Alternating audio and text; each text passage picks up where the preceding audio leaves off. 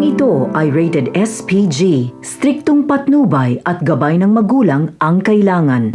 Mga kapamilya, malalaman na nga ni Tanggol ang tunay na pakay sa kanya ni Olga o mas kilala niyang Beng dahil sa maririnig ni Bubbles ang pag-uusap ni Balatukan at Olga.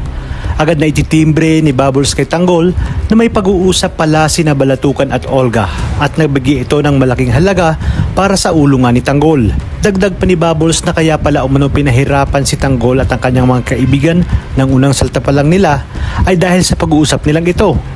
Habang si Olga naman ay sapilitan ng dumalaw sa bilibid dahil sa kanyang kagustuhang tapusin si Tanggol. Agad namang nakalabas ng Bartolina si Tanggol dahil pinaniwalaan nga ni Chief Espinas ang ginawang pagtatakip ni Bubbles sa kung ano talaga ang dahilan kung bakit hindi kaagad sila nakabalik ng selda. Dahil sa mga nalaman ni Tanggol ay mas lalong titindi ang kanyang hinala kay Olga na siya nga ring nadatnan niya sa mansyon ng mga Montenegro. Palaisipan sa kanya kung bakit ito bigla ang pumasok sa kanilang buhay.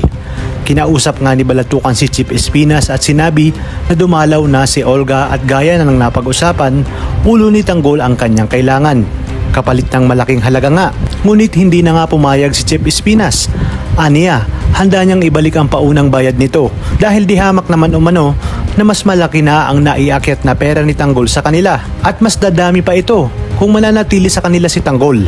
Dito na nga tinapat ni Balatukan si Tanggol na kaya may patong ito sa kanyang ulo dahil napatay daw umano ni Tanggol ang anak nitong si Olga. At napagtanto nga ni Tanggol na ito nga ay si Greg.